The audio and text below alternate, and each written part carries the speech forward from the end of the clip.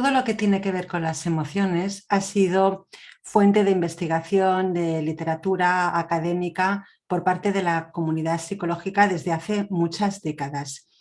Y el doctor William James, que veis aquí en la fotografía, fue uno de los primeros en sacar a la palestra una controversia en temas en los que todo el mundo estaba de acuerdo. Lo que la comunidad académica asumía respecto a las emociones es lo que asumía todo el mundo. Hay una serie de manifestaciones físicas conectadas con las emociones y interpretamos que son consecuencia de las emociones. Entonces decimos, lloro porque estoy triste, grito porque estoy enfadado, tiemblo porque tengo miedo. Estaba asumido que lo segundo, llorar, gritar, temblar, sucede como consecuencia de lo primero, de estar triste, estar enfadado, tener miedo.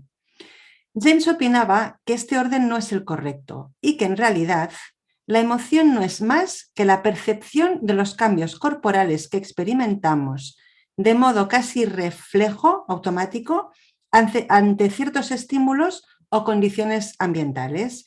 Entonces, según esta premisa, él decía que sería más razonable decir estamos tristes porque lloramos, estamos irritados porque reñimos, estamos medrosos porque temblamos. ¿Bien? ¿Qué significa esto? Hay una inmediatez entre la percepción de la emoción en el cerebro y la manifestación física en el cuerpo tan simultánea que es muy difícil, digamos que digerir o asimilar que esa reacción se pueda controlar. Mira, la tesis de James ya está muy superada, han pasado muchísimos años. William James es considerado el padre de la psicología norteamericana, es alguien que tuvo mucho peso dentro del campo de la psicología. Pero he querido presentártelo porque normalmente debido a esa inmediatez entre un estímulo, algo que me causa tristeza, ¿vale? Sucede algo, un suceso triste, por ejemplo, una pérdida, vamos a poner por caso, inmediatamente lloro. Es instantáneo, ese llorar es instantáneo, ese gritar si me enfado es instantáneo, ese temblar o correr si tengo miedo es instantáneo. Entonces, esa inmediatez entre la percepción, digamos, del sistema límbico y la forma en la que manifestamos la emoción hace que muchas personas se pregunten, pero ¿cómo es posible regular las emociones si es algo instintivo? Bien, sí es posible, lo veremos a continuación, pero como te digo, he querido hablarte de esta teoría de William James porque es tan importante la parte física de la emoción, el componente somático, lo que se percibe en el cuerpo, como el componente cognitivo. Tampoco quiero ahora adentrarme en esto porque lo vamos a ir viendo a lo largo del módulo. ¿Bien? Vamos a continuar. Varias décadas después de la teoría de James, la investigación ha avanzado muchísimo y de toda la literatura que hay sobre las emociones, a mí me gusta especialmente, porque la considero muy completa y muy útil, la definición que propone el doctor Stefan Hofmann, uno de mis maestros. Stefan Hofmann trabaja en la Universidad de Boston. Y el doctor Hofmann nos dice, la emoción es una experiencia multidimensional. Bien, empezamos bien, porque aquí multidimensional ya está en consonancia con lo que decíamos al principio. Incluye plano cognitivo o mental, plano somático o corporal, plano conductual y fisiológico. Bien, todos. Esta experiencia multidimensional está caracterizada por diferentes niveles de activación y grados de placer o displacer.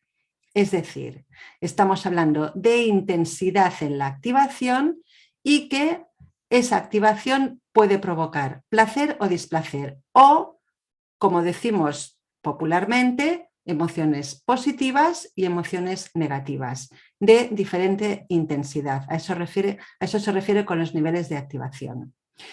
A su vez, esta experiencia multidimensional más o menos intensa, que puede ser positiva y negativa, está asociada a experiencias subjetivas, a sensaciones somáticas y a tendencias motivacionales.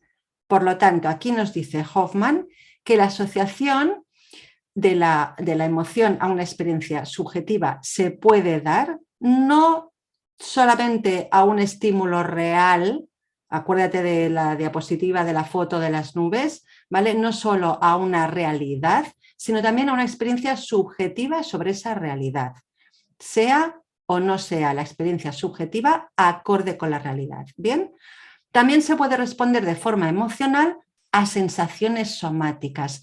¿Eso qué significa? Que yo de repente puedo tener una taquicardia y me entra miedo. Me entra miedo a tener un ataque al corazón. Es la sensación del cuerpo, la taquicardia, el estímulo que ha provocado en mí el miedo, la emoción. Y también están las emociones asociadas a tendencias motivacionales. Por ejemplo, si estamos muy preocupados porque tenemos un examen y no hemos preparado el examen y nos sentimos ansiosos, la tendencia motivacional, es decir, el grado de ansiedad o de preocupación respecto a cómo nos vaya en ese examen, estaría asociado a la emoción en cuanto a, ¿cómo diríamos?, gatillo, ¿vale?, detonante para provocar la emoción.